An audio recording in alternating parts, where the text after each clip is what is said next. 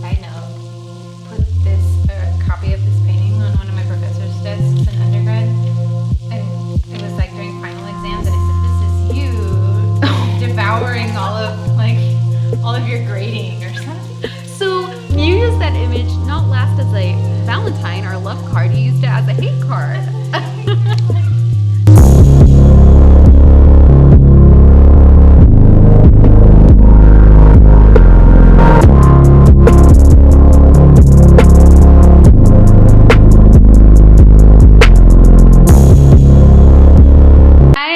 Dalton, and welcome to Fangirling, the show where we interview local San Diego artists and we give respect where respect is due. Every week, I ask a local artist to come in and tell us about what's going on in their practice, and we make fangirl cards to people we think are cool. Today, I am joined by the esteemed Eleanor Greer Mazzini. She is a local San Diego artist, painter, who just completed her Master of Fine Arts from SDSU last year. You also completed a successful solo show last summer too, right after you finished your MFA at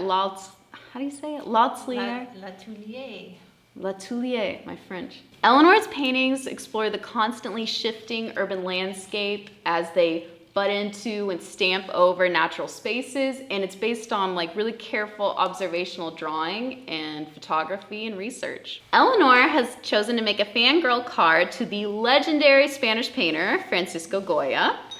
So every painter gets it, Eleanor, but why have you specifically chosen Goya? Ooh, and it's gonna be hard to send him his card too. It's a little seance.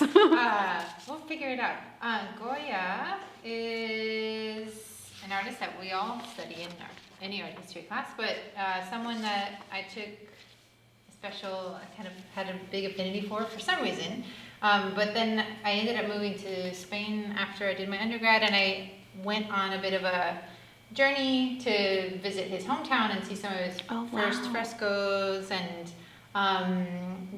took some life drawing classes in the art institute that he studied in Madrid, and just tried to do what I could to see as much of his work, where it was made, and there's a lot of that in Madrid. So I just formed kind of an affinity for the places where he worked and the work that he made, and I just consistently go back to it. That his work, my work doesn't have much to do with the kind of work that he made, but I just have a lot of admiration for the quantity of work that he produced, how he went against the system, if you will, with a lot of the work that he produced that wasn't published until much later in his life or after he passed away, and just really enjoy diving back into his work every time I do.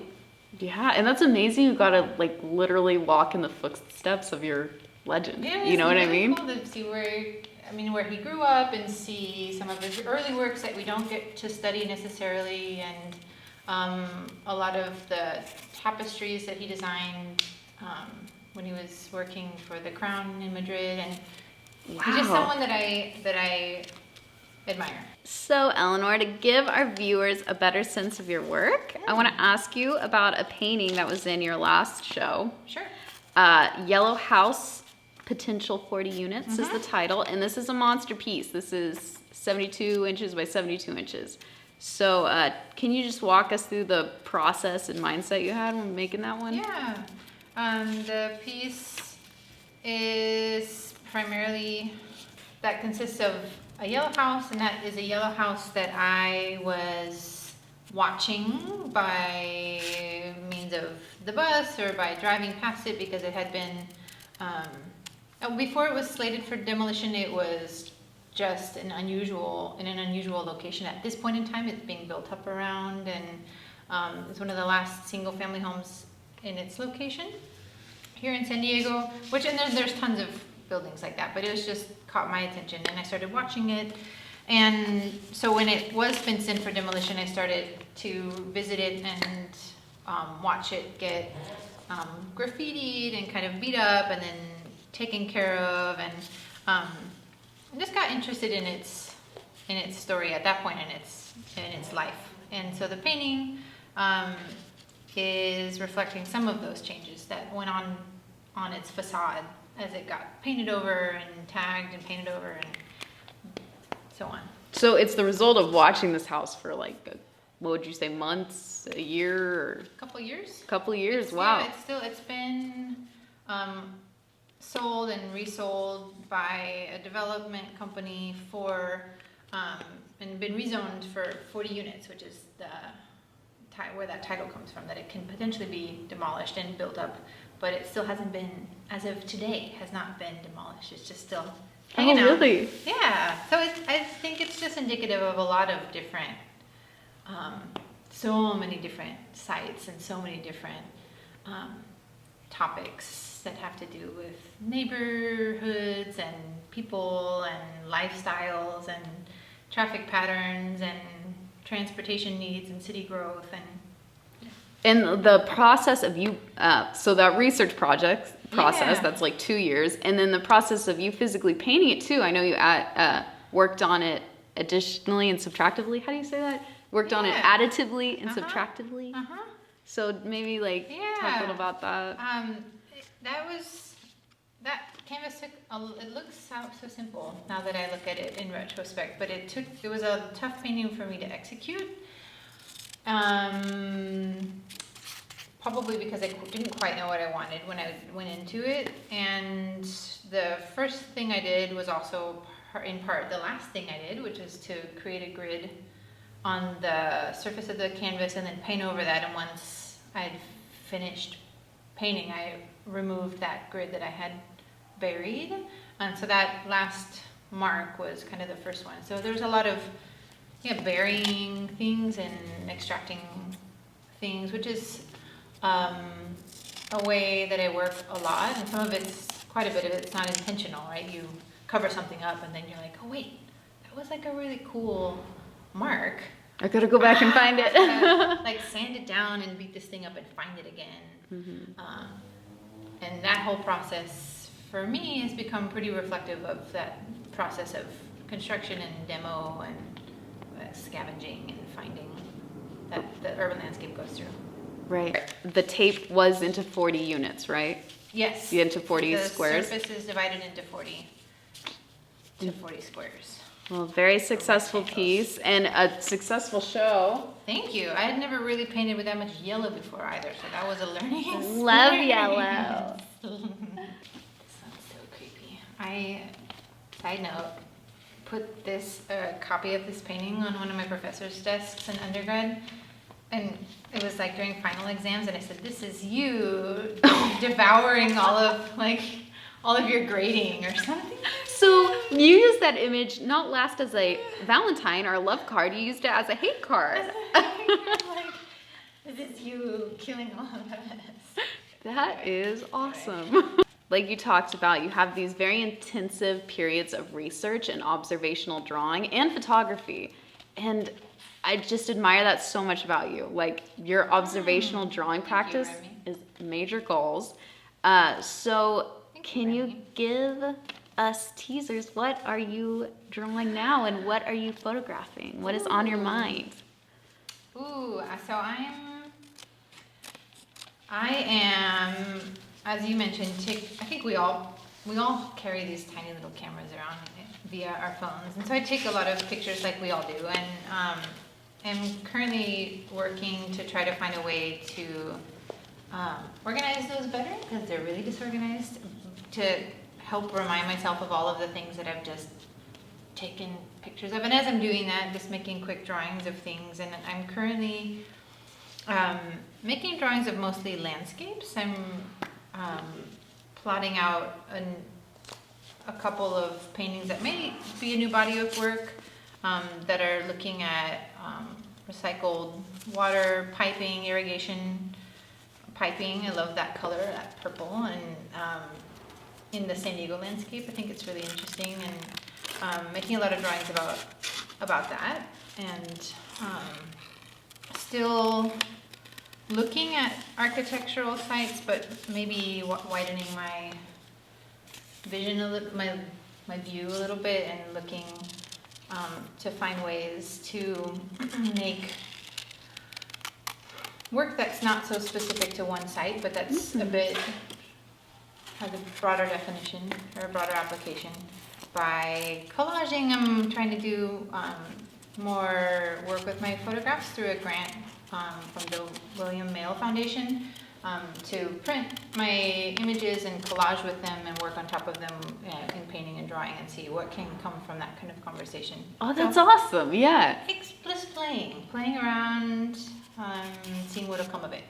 And that kind of goes into what I was going to ask you next is like your photographs and like you're talking about like having to organize them and stuff. Yeah. Does social media play, like what role does it play in your work? Do you use that to archive some of your stuff or no? Or is it a different role? Different.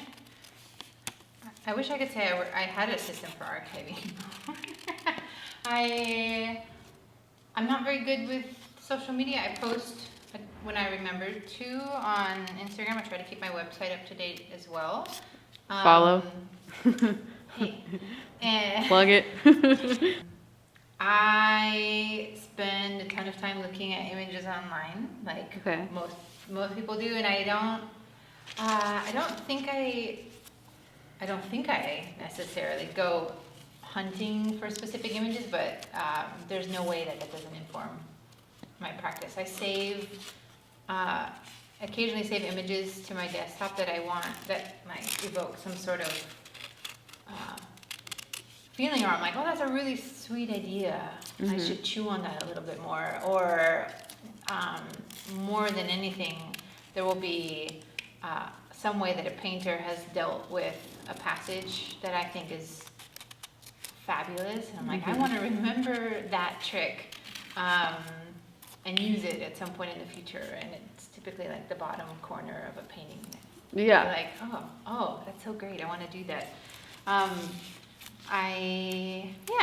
Right. So like basically you're saying like social media technology isn't isn't an adversary to also having a very good observational drawing practice. Oh, not at all. I think the opposite for sure. It's well, sometimes it gets that rep, you know what I'm saying? No, it does. I get it that there's this purity of observing the object as it is, which I believe in strongly.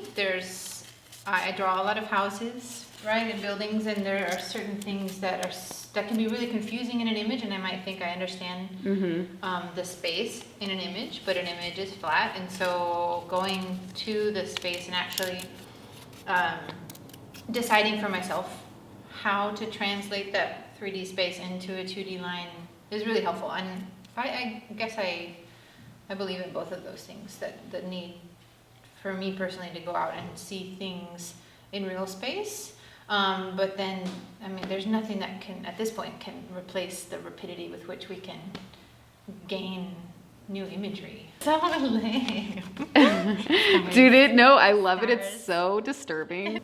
Oh, you got the glitter pen to work. Yeah, Yay. lots and lots of pushing. Wait, okay. I just need to add hearts, obviously, to my Kylo Ren one.